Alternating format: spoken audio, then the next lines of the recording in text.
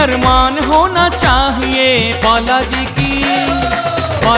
की गली में मकान होना चाहिए। बालाजी की गली में मकान होना चाहिए।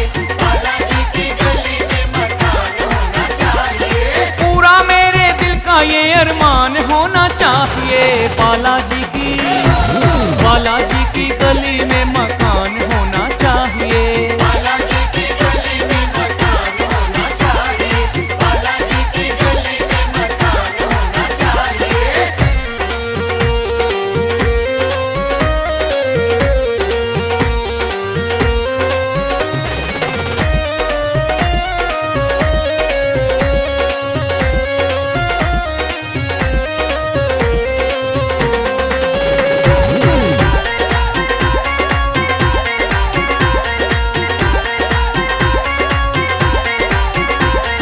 बालाजी की गली में मकान जब बनाऊंगा, भक्तों को बुलवाऊंगा और कीर्तन भी कराऊंगा।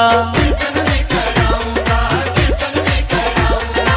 बालाजी की गली में मकान जब बनाऊंगा, भक्तों को बुलवाऊंगा और कीर्तन भी कराऊंगा। कीर्तन भी कराऊंगा, कीर्तन भी कराऊंगा।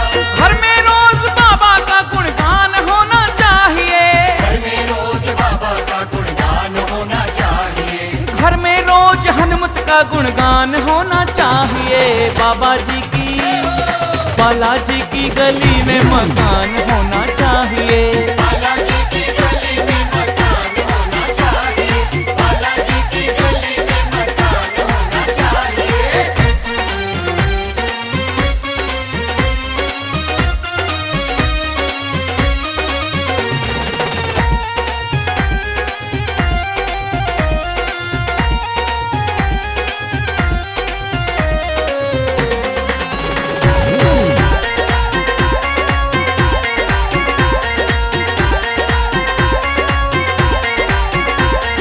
मेरा ये मकान सारे लोगों से निराला हो।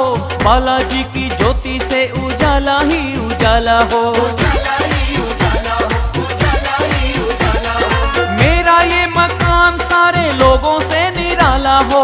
बालाजी की ज्योति से उजाला ही उजाला हो। उजाला ही उजाला हो, उजाला ही उजाला हो। घर पे आने वालों का सम्मान होना चाहिए। घर पर आने वालों का सम्मान होना चाहिए। घर पे आने वालों का सम्मान होना चाहिए।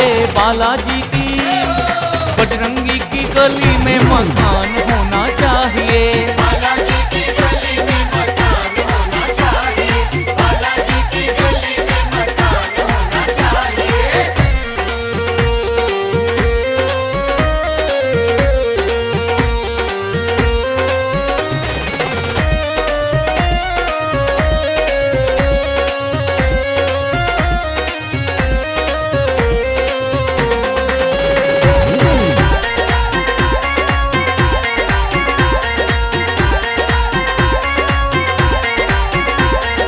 मेरी इस जिंदगी पे बाबा का एहसान है।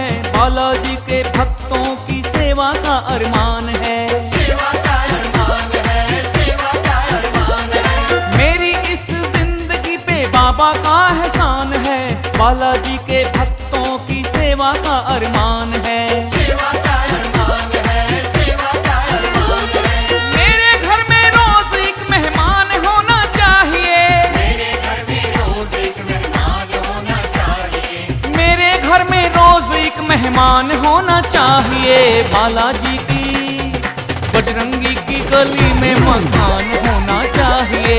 बालाजी की गली में मकान होना चाहिए। बालाजी की गली में मकान होना चाहिए।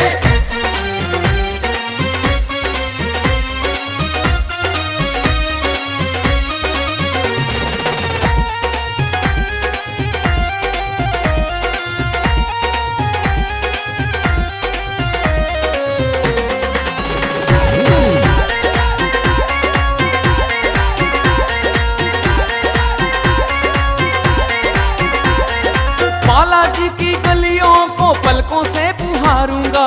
बालाजी की सेवा में ही जिंदगी गुजारूंगा। ये जिंदगी गुजारूंगा, ये जिंदगी गुजारूंगा। पलकों से पुहारूंगा, बालाजी की सेवा में ही जिंदगी गुजारूंगा। ये जिंदगी गुजारूंगा, ये जिंदगी गुजारूंगा। आठों पहर मस्ती का अरमान होना चाहिए, आठों पहर मस्ती का अरमान होना चाहिए। आठों पहर मस्ती का अरमान होना चाहिए। बालाजी की बजरंगी की गली में मकान होना चाहिए।